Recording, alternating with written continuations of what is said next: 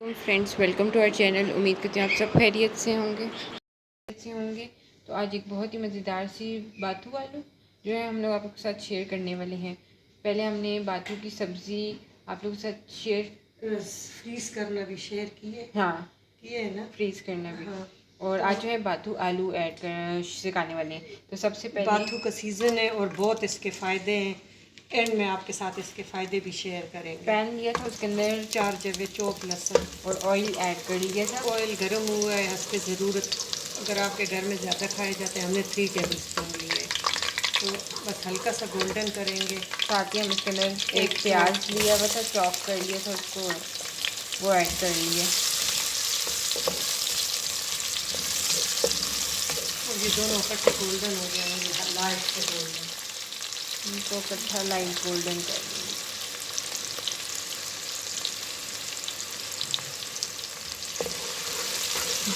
जो सीज़न हो, जो चीज़ आपके पास अवेलेबल हो, ज़रूर ट्राई करिएगा।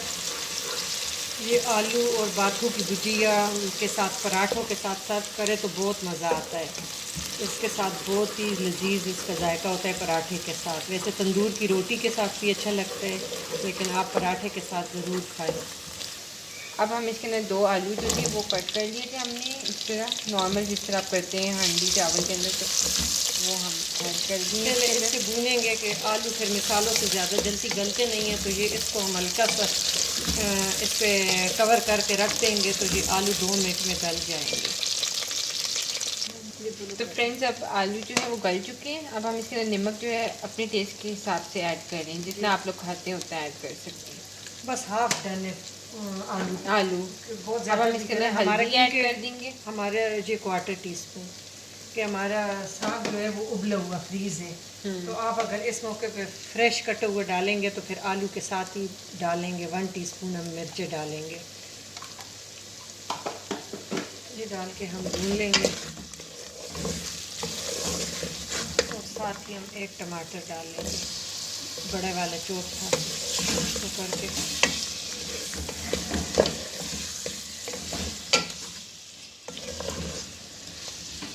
अब इसको थोड़ा सा दम देते हैं कि टमाटर गल जाए, फिर इसमें हमारा साग उबला हुआ है तो बस वो फिर डालेंगे और 2 चीज़ें और।